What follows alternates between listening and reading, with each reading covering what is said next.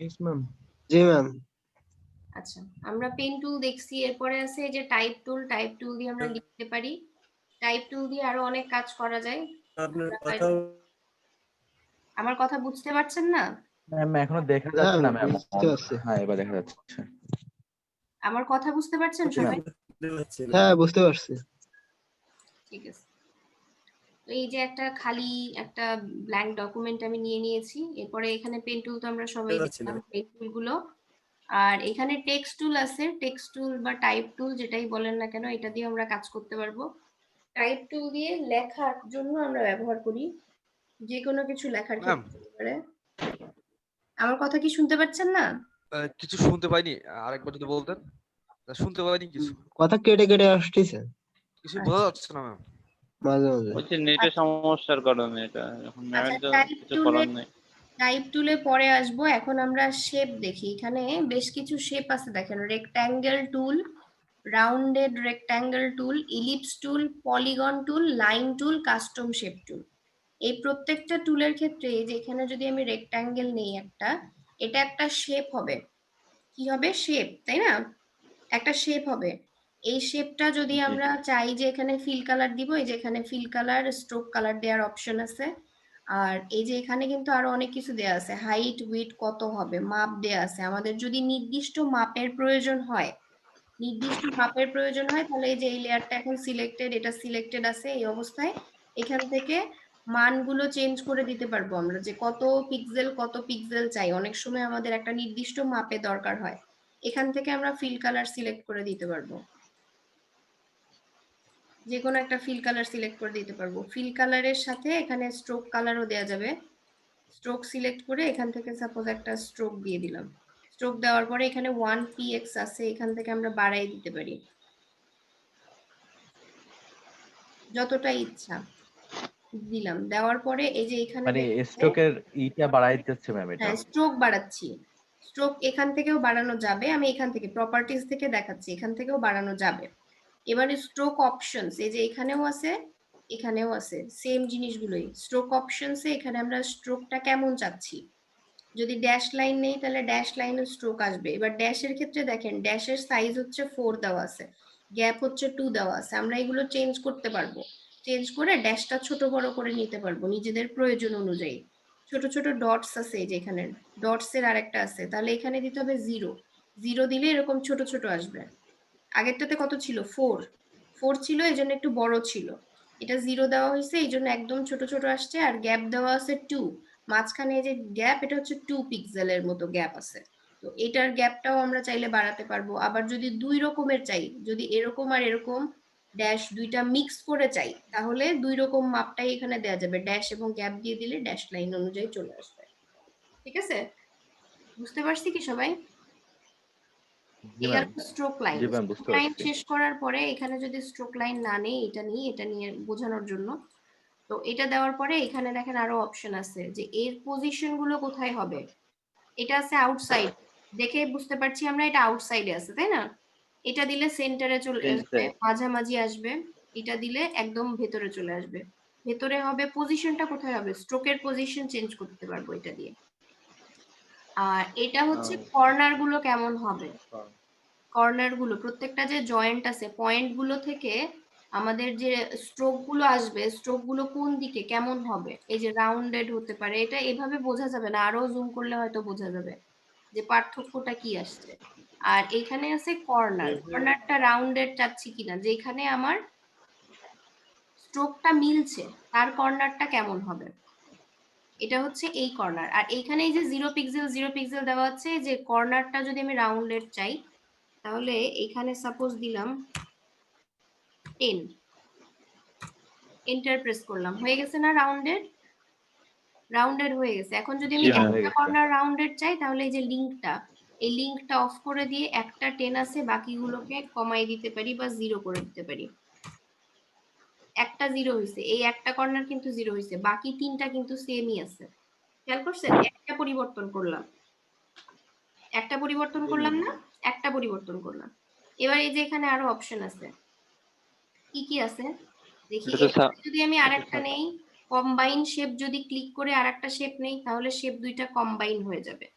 যদি আমি চাই যে সাবট্রাক্ট করব, তাহলে এই যে এটা ক্লিক করব, এটা ক্লিক করে এই যে এখানে রেক্ট্যাঙ্গেল আছে, এখান থেকে আমি আরেকটা রেক্ট্যাঙ্গেল নিলাম, সাবট্রাক্ট হয়েছে, সাবট্রাক্ট হয়ে যাচ্ছে। এই যে পেছনের অংশটা এটা সাবট্রাক্ট হয়ে যাবে, সাবট্রাক্ট হয়ে গেছে, সাবট্রাক্ট হয়েছে না? ম্যাম নেটের কারণে একটু প্রবলেম হয়েছে ম্যাম, একবার একটু দেখাবেন ম্যাম এইটার। এই যে আমি এখানে কন্ট্রোল জেড দিচ্ছি, কন্ট্রোল জেড দিয়ে এই যে ম্যাম বুঝতে পারিনি, এই আরেকবার একটু বলতেন। হ্যাঁ বুঝতে ম্যাম, পারিনি। এই পর্যন্ত বুঝছিলাম ম্যাম, এর পরের থেকে একটা আছে, একটা শেপ থাকা অবস্থায় আমি আরেকটা শেপ এখানে নিচ্ছি, নেওয়ার পরে আমি যে এখানে ক্লিক করলাম, কেটে নিতে চাচ্ছি আমি, সাবট্রাক্ট করে দিল, সাবট্রাক্ট হয়ে গেছে এটা, তাই না? তো এখানে কম্বাইন আছে, কম্বাইন করলে একসাথে হবে, সাবট্রাক্ট করলে কেটে যাবে। এখানে আরেকটা অপশন আছে যেটা একটু আগে বলছিলেন যে পাথ ফাইন্ডার কোথায় পাবো। তো এখানে যে শেপগুলো আছে সবগুলো এভাবে আপনি কাটতে পারবেন আপনার প্রয়োজন অনুযায়ী, ঠিক আছে? জি ম্যাম। প্রপার্টিজ গুলো সব আছে। সাপোজ আমি এই প্রপার্টিজ এখানে নাই, আমি এটাকে ডিসিলেক্ট করে ফেলছি, এখন এটাকে সিলেক্ট করব, ডাবল ক্লিক করলে এখানে কালার আসবে, একটা ক্লিক করলাম, এর মধ্যে আবার ক্লিক করে যদি আমি কালার চেঞ্জ করি, এখান থেকে কালার চেঞ্জ হচ্ছে, কালার চেঞ্জ হচ্ছে না? ম্যাম কালার আপনার কথা কিছু বোঝা যাচ্ছে না। এখন শুনতে পাচ্ছেন? আচ্ছা, আমার কথা কি কেউ বুঝতে পারছেন না? জি জি। ম্যাম আপনার কথা কিছু সব শুনতে বাধা পাচ্ছি না। বাধা আসছে। ম্যাম এর আগে কথা শোনা যায়নি। আচ্ছা, না ম্যাম কিছু নেটওয়ার্কের সমস্যা শুনতে হচ্ছে পাইনি। বোধহয়, এই জন্য কথা বোঝা যাচ্ছে না। তো আমি ম্যাম শেপ কথা খুব বেঁধে দেখাচ্ছিলাম, বেঁধে আসতেছে তো এই জন্য। আর এই শেপের যদি কোনো পরিবর্তন করতে হয়, এই যে প্রপার্টিজ থেকে চেঞ্জ করা যাবে, প্রপার্টিজ নিয়ে আসবেন, উইন্ডোতেও প্রপার্টিজ আছে, উইন্ডো থেকেও নেওয়া যাবে। এই যে প্রপার্টিজ এখানে অন করা আছে দেখেন, এই জন্য আমি এখানে দেখতে পাচ্ছি, লেয়ার সিলেক্ট করে প্রপার্টিজে আসলে এটা চেঞ্জ করা যাবে।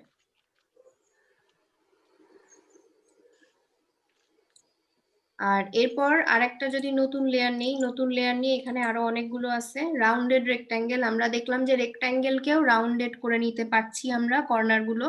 ইলিপস আছে, ইলিপটিক্যাল সিলেকশন নিতাম, সেম ভাবে এখানে শেপ নিতে পারবো, শেপ নিয়ে ফিল কালার, স্ট্রোক কালার দিতে পারবো। তারপর আরো অনেকগুলো অপশন আছে, সেগুলো দেখে নিতে পারবো যে কিভাবে আমরা একটা অ্যাড করব বা বাদ দিব। অথবা আরেকটা অপশন আছে, এই যে শেপে যখন আসছি এখান থেকে দিয়ে দিতে পারি আমরা combine shape, subtract front shape, এখান থেকে চেঞ্জ করলেও চেঞ্জ হবে, এখান থেকে চেঞ্জ করলেও চেঞ্জ হবে। একাধিক শেপ যদি নেই, অ্যালাইনমেন্টের দরকার হয়, একাধিক শেপ নিয়ে দুইটা লেয়ার সিলেক্ট করে অ্যালাইনও করা যাবে, ঠিক আছে? আর এখানে এগুলো আপনারা পারবেন, rectangle, rounded rectangle, ellipse, polygon, সবগুলোর কাজ প্রায় একই রকম। আর পলিগন নেওয়ার সময়, এই যে পলিগন যখন আমি নিচ্ছি, পলিগন নেওয়ার পরে যে পলিগনের প্রপার্টিজ অন করে এখানে দেখেন ডেনসিটি কত হবে, ডেনসিটি 100% আছে, ডেনসিটি কমাবেন কিনা, ফেদার কতটুকু হবে কালারের ক্ষেত্রে, এগুলো চেঞ্জ করে নিতে পারবেন।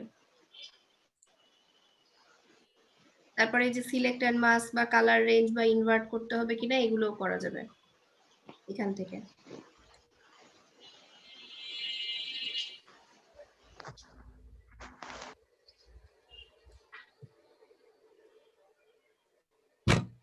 এখানেও আমরা এখান থেকে যে কালার দিয়ে দিতে পারি, যে কোনো একটা কালার, আপনার পছন্দ মতো কালার দিতে পারবেন, গ্রেডিয়েন্ট ইউজ করতে পারবেন। গ্রেডিয়েন্ট ইউজ করলে যেখান থেকে গ্রেডিয়েন্ট আরো আছে, এখান থেকে কোনো শেপের মধ্যে গ্রেডিয়েন্টও চাইলে অ্যাপ্লাই করা যেতে পারে। স্ট্রোক যদি দিতে চান, স্ট্রোক বাড়ানো যাবে, স্ট্রোক কমানো যাবে। আর এরপরে আছে কি লাইন, যে লাইন আছে, সিম্পল একটা লাইনের যদি প্রয়োজন হয়, লাইন এখানে নেওয়া যাবে। এবং লাইনের যে ফিল কালারের স্ট্রোক দেয়া আছে অলরেডি, এটাতে স্ট্রোকই আসবে, ফিল কালারই আসবে। এরপর যদি এর উপরে আবার স্ট্রোক দিতে হয়, স্ট্রোক অ্যাপ্লাই করা যাবে অন্য কালারের। এবং এখান থেকে স্ট্রোক লাইন কিভাবে হবে, কেমন হবে, সেটাও চেঞ্জ করা যাবে। আর এই যে এখানে দেয়া আছে মাপ, 882 পিক্সেলে আছে, এটা আমরা চাইলে কমায় বাড়ায় নিতে পারবো যতটুকু প্রয়োজন সেই অনুযায়ী। এবার আসি এই লেয়ার গুলো বাদ দিয়ে, এবার আসি হচ্ছে কাস্টম শেপে।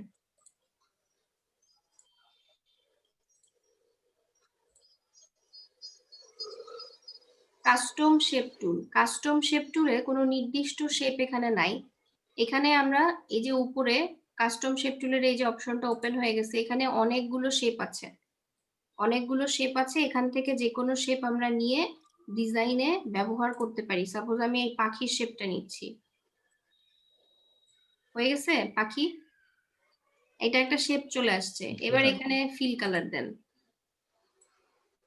জাস্ট ড্রাগ করলে হয়ে যাবে? বাহ, জাস্ট ড্র্যাগ করলেই হয়ে যাবে এবং আপনারা এখান থেকে ছোট বড় করে নিতে পারবেন। আবার যদি মনে করেন এর উপরে স্ট্রোক অ্যাপ্লাই করবেন, সেটাও করা যাবে। আর এখানে আরো অনেক শেপ আছে, এখানে দেখেন আরো অনেক শেপ আছে। যদি খুঁজে না পান, এই যে এখানে ক্লিক করবেন, ক্লিক করে এখানে স্মল থাম্বনেইল, লার্জ থাম্বনেইল দেওয়া যাবে, আর অল দেবেন, তাহলে সব রকম দেখা যাবে। আলাদা আলাদা করেও দেখা যাবে, অ্যানিমেলস, অ্যারোজ আলাদা আলাদা আছে। তবে যাদের ভার্সন আলাদা, আমারটা সেম ভার্সন যাদের আছে তারা এইভাবেই পাবেন, আর যাদেরটা ভার্সন আলাদা তারা হয়তো একটু অন্যভাবে পাবেন। একইভাবে এই যে এখানে fill colour, stroke colour change করা যাবে। যদি স্ট্রোক অন্যরকম দিতে চান, যে ড্যাশ লাইন বা অন্য কিছু, সেটাও দিতে পারবেন। হাইট ওয়েট কত হবে, সাইজ ছোট বড় করে নিতে পারবেন। ঠিক আছে, ম্যাম এটা সেটিং এ যেটা বলেন আবার একটু বলেন ম্যাম, ওই সময় কতটা এখানে পেতে যাওয়ার গেছিল। পরে, এখানে যাওয়ার পরে হয়তো অনেকেরটাতে যদি শুধু অ্যানিমেল দেওয়া থাকে, শুধু অ্যানিমেলে যে রিপ্লেস করার জন্য বলছে, এখান থেকে যে শুধু অ্যানিমেলটাই আছে। এখন আমি অ্যানিমেল দিয়েছি না, শুধু অ্যানিমেলের যেগুলো ছিল সেগুলোই দেখাচ্ছে, সবগুলো তো আমি দেখতে পাচ্ছি না। এখন আমি এই যে অল ক্লিক করব, অল ক্লিক করলে এখানে অল সব রকম গুলোই আমি এখানে দেখতে পাচ্ছি। কি ম্যাম, বুঝতে পারছি। এখানে অনেকগুলো আছে, আপনারা যে কোনো ডিজাইনের ক্ষেত্রে এখান থেকে নিয়ে ব্যবহার করতে পারবেন। অ্যারোজ আছে, তারপর আপনার যখন বিজনেস কার্ড করতে যাবেন তখন আপনার হয়তো টেলিফোনের একটা মেসেজের এরকম অনেক আইকনের মতো তৈরি করার প্রয়োজন হতে পারে, তখন এখান থেকে এই শেপগুলো ব্যবহার করতে পারবেন। সবাই কি বুঝতে পেরেছি? ওয়ার্ল্ডের শেপ আছে। জি ম্যাম, বুঝতে পারছি। তাহলে সবাই একটু শেপগুলো প্র্যাকটিস করেন।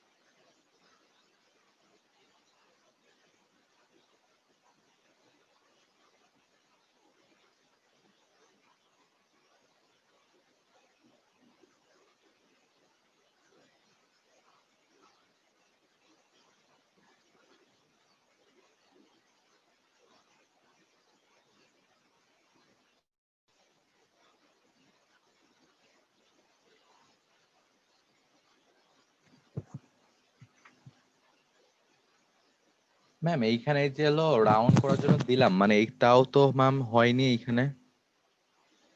এন্টার প্রেস করেন। এবার আপনি যে চেঞ্জটা করলেন, চেঞ্জটা করার জি পর ম্যাম, এন্টার প্রেস করেন।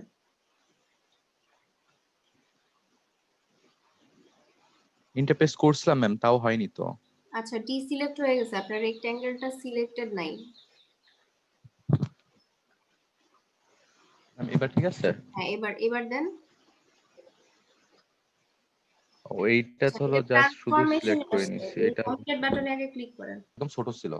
হ্যাঁ, 4 একদমই ছোট, মানে যেই মাপের আপনার রেক্ট্যাঙ্গেল সেই অনুযায়ী 4টা অনেক ছোট হয়ে যায়। কারণ দেখেন আপনার হাইট এবং উইডথটা খেয়াল করেন, সেই অনুপাতে দেন। এখানে দেখেন কত আছে, অনেক বেশি না? এই কারণে বোঝা হ্যাঁ, যায়। এখানে 1060 পিক্সেল আছে, সেখানে হ্যাঁ, মাত্র 15 পিক্সেল দেওয়া আমারটা হয়েছে। কম ছিল, আমারটা কম ছিল, এই জন্য আমারটাতে বোঝা যাচ্ছিল।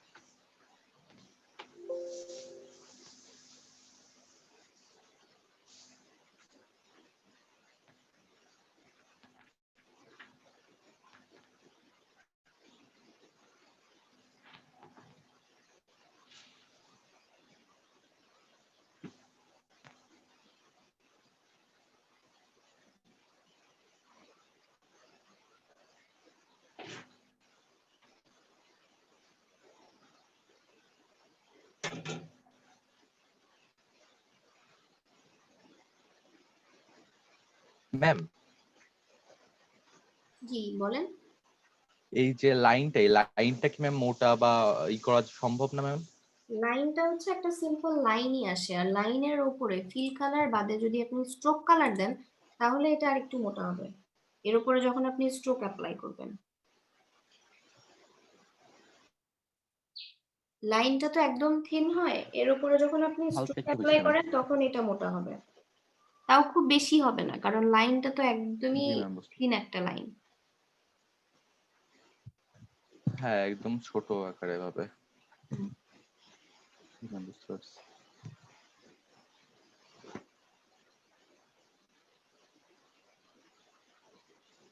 এখানে গ্রেডিয়েন্ট ওইভাবে অ্যাপ্লাই হবে না, আপনার আগে সিলেক্ট তাহলে করতে ম্যাম হবে, শেপ সিলেক্ট করেন, শেপের লেয়ারে এসে আপনি শেপের টুলে যান, তাহলে শেপ সিলেক্ট হয়ে যাবে। আগে শেপ সিলেক্ট করেন, তারপর বলছি শেপ লাইনের মধ্যে শেপ সিলেক্ট হয়ে ম্যাম গেছে। করছি। এখন এই যে ফিল কালারের উপর ক্লিক করেন, ফিল কালারের উপরে উপরে হ্যাঁ এখানে হ্যাঁ, এর মধ্যে এই যে দেখেন গ্রেডিয়েন্ট। গ্রেডিয়েন্ট আছে, এখান থেকে আগে গ্রেডিয়েন্ট দিয়ে নিতে হবে, দেওয়ার পরে আপনি গ্রেডিয়েন্ট চেঞ্জ করতে পারবেন। গ্রেডিয়েন্টে ক্লিক করেন, অপশনগুলো চলে আসবে। এবার এখান থেকে কোন গ্রেডিয়েন্টটা জি ম্যাম দিবেন এই বা যে নিজে তৈরি করবেন করতে পারবেন। জি ম্যাম বুঝতে পারছি এই যে করছি। ঠিক আছে।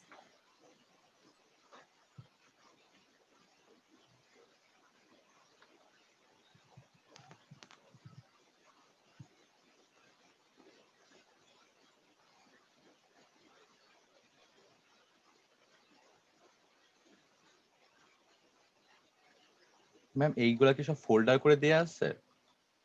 আপনারটা 20 ভার্সন, তো আপনারটাতে ফোল্ডার আছে, এই ফোল্ডারের মধ্যে দেখেন আছে। ম্যাম ক্লিক এই করছি, স্লো অ্যারোতে কাজ ক্লিক করেন, করতেছে মনে অ্যারো হয়। এই পাশে যে অ্যারোটা আছে অ্যারোতে ক্লিক করেন। ম্যাম পাওয়া গেছে।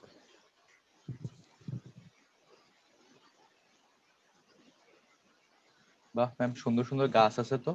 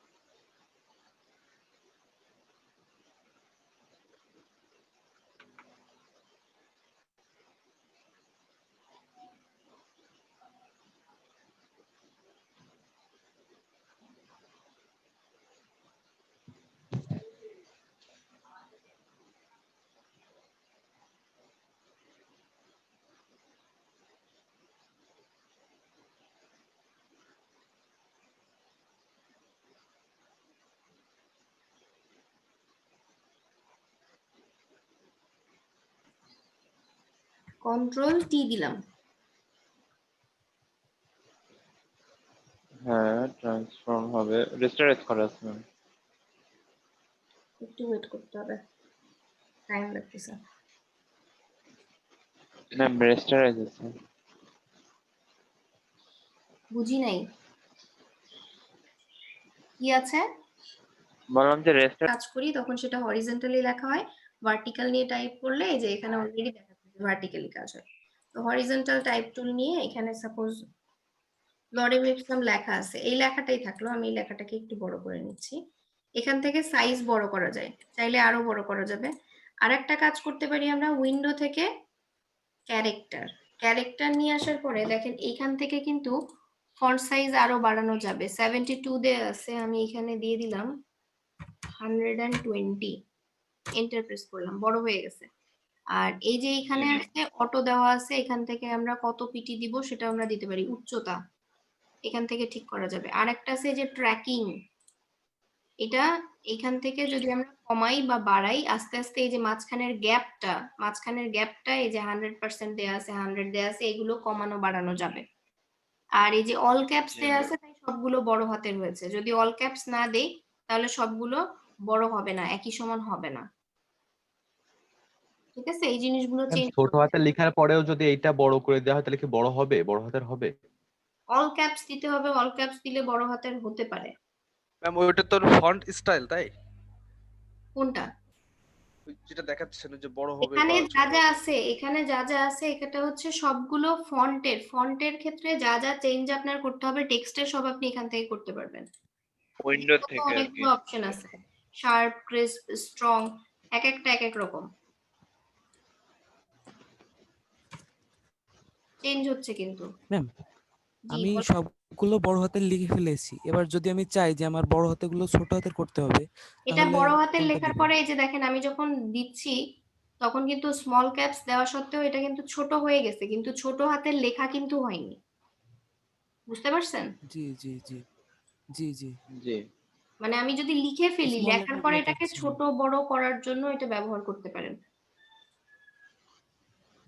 এই যে দেখেন এটা হচ্ছে আমরা যখন কোনো কি বলে সংকেত যদি লিখি, রাসায়নিক সংকেত যখন লিখি তখন আমাদের হয়তোবা দেখা যায় যেমন H2O লিখতে নিচে লিখতে হয়, H2O। সাবস্ক্রিপ্ট সুপারস্ক্রিপ্ট যেটা আমরা শিখছি ওয়ার্ডে, তাই না? সেই কাজগুলাই এই যে জি ম্যাম। সুপারস্ক্রিপ্ট সাবস্ক্রিপ্ট এগুলোও কাজ করে এখানে। আর এটা ইটালিক, দেখলাম এখান একটা থেকে আন্ডারলাইন আর এটা করা যাবে, কালারও চেঞ্জ করা যাবে। এখন আমরা আসি ক্লিপিং মাস্কে। যদি ক্লিপিং মাস্ক করতে চাই তাহলে এখানে ক্লিপিং মাস্ক কিভাবে করব? এই টেক্সটটা এখানে থাকলো, ক্লিপিং মাস্ক যদি করি এখানে একটা ছবি নিয়ে আসি, প্লেস করি, কোনো একটা ছবি নিয়ে নিই। আচ্ছা এটা নিই,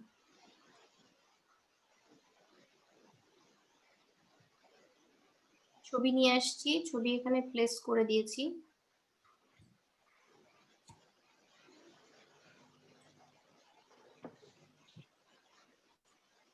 টেক্সটের লেয়ারটা উপরে দিলাম, টেক্সটের লেয়ারটা উপরে দিয়ে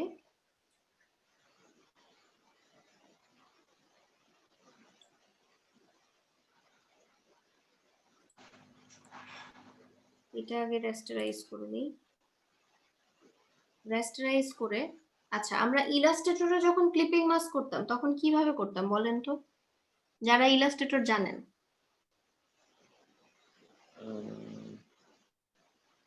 আমি ইলাস্ট্রেটরে করতে গেলে তো ম্যাম ইলাস্ট্রেটর ক্লিপিং মাস্ক হলো ওই।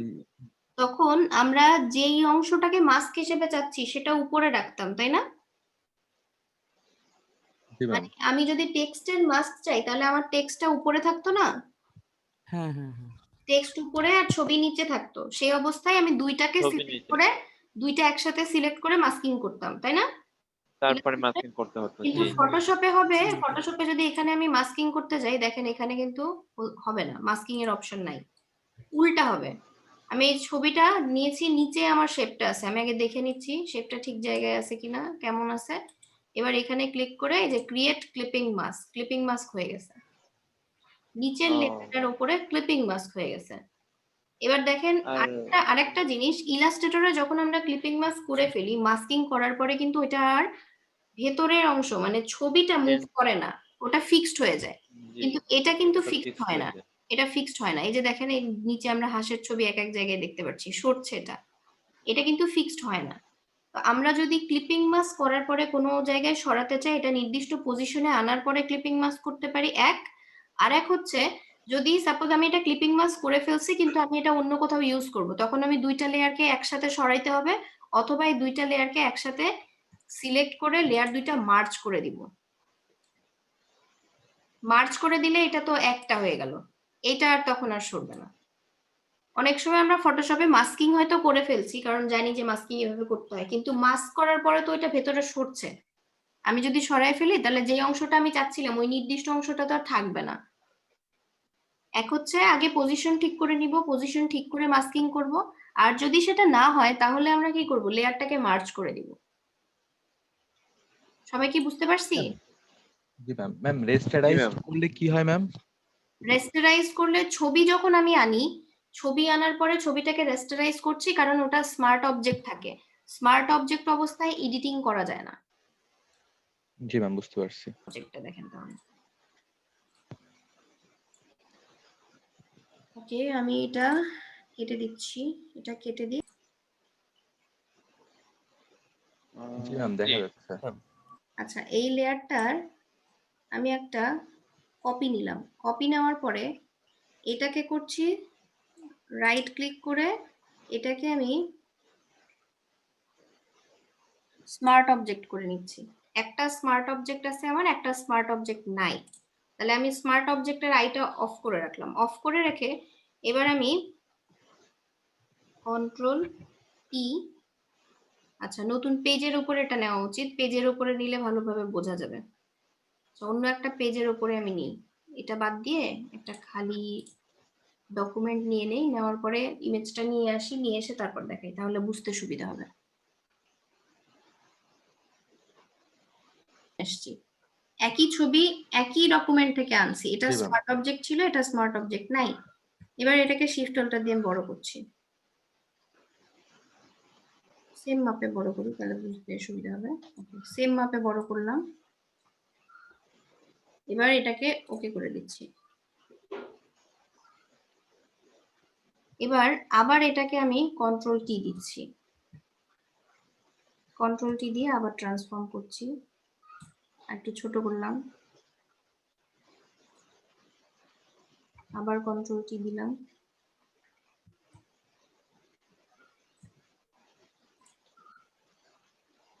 আর এই যে এটা স্মার্ট অবজেক্ট আছে, স্মার্ট অবজেক্টটাকে আমি কন্ট্রোল টি দিয়ে ছোট করলাম, ছোট করে একবার ওকে করে দিলাম, আবার কন্ট্রোল টি দিলাম, আবার একটু বড় করে দিলাম। কিছুটা কি পার্থক্য বোঝা যাচ্ছে? স্মার্ট অবজেক্ট প্রায় তো সেমই ম্যাম। প্রায় সেমই। এটা যদি আমি আরো বেশি ট্রান্সফর্ম করি তাহলে আরো বোঝা যাবে পরিষ্কার। স্মার্ট অবজেক্ট যখন থাকে এটাকে আপনি বারবার ট্রান্সফর্ম করলেও এর গুণগত মান যেটা সেটা কিন্তু ঠিক থাকবে, সেটা সেম থাকবে। সেম থাকবে, জি। আপনার কোনো পরিবর্তন হবে না, রেজলিউশন নষ্ট হবে না বা অন্য কোনো কিছুই হবে না। কিন্তু যদি স্মার্ট অবজেক্ট না থাকে, যখন বারবার একটা অবজেক্টকে ট্রান্সফর্ম করবেন, আপনি ডিজাইন করতে গেলে আপনার 100 বারও ট্রান্সফর্ম করতে হতে পারে, তাই না? সেক্ষেত্রে যদি আপনি স্মার্ট অবজেক্ট করে নেন তাহলে সেটা সুরক্ষিত থাকবে, আর যদি স্মার্ট অবজেক্ট না করে নেন তাহলে ঠিক থাকবে না, একদম সেম টু সেম। যেমন জি ম্যাম, আমাদের বুঝতে পারছি। এডিট করার অনলি ফর এডিট আমরা হচ্ছে রেস্টারাইজ করে নিব, তাই তো? হ্যাঁ, যদি আমার এখান থেকে এখন এডিট করতে হয়, সাপোজ এই যে এখন আমি এই লেয়ারে আছি, স্মার্ট অবজেক্ট করা আছে, স্মার্ট অবজেক্ট করা অবস্থায় যদি আমি এর ব্যাকগ্রাউন্ড রিমুভ করতে যাই হবে না। কিন্তু যদি আমি এই লেয়ারে আসি, এই লেয়ারে এসে যদি কাজ করি হচ্ছে, তাই না? লেয়ার রেস্টারাইজ থাকতে হবে এডিট করার জন্য, কিন্তু যখন আমি সেটা বারবার ছোট বড় করছি কোয়ালিটি খারাপ হয়ে যাওয়ার সম্ভাবনা আছে, তখন আমরা কি করব? স্মার্ট অবজেক্ট করে নিব। স্মার্ট অবজেক্ট করে নিলে এই প্রবলেমটা আর হবে না। আর এটা একটু রেজলিউশন ভালো ছিল, ছবিটা ভালো ছিল, এজন্য হয়তো অত পরিষ্কার বোঝা যাচ্ছে না, কিন্তু আরো যখন বারবার ট্রান্সফর্ম করবেন বা দুইটা ছবি নিয়ে আপনি ট্রাই করে দেখতে পারেন, দেখবেন যে স্মার্ট অবজেক্ট করে যেটা রাখছেন সেটা বারবার করে আপনি ট্রান্সফর্ম করলেও খুব বেশি পরিবর্তন হচ্ছে না, খুব বেশি পরিবর্তন হবে না, কিন্তু যেটা স্মার্ট অবজেক্ট করা নাই সেটা কিন্তু পরিবর্তন হয়ে যাবে।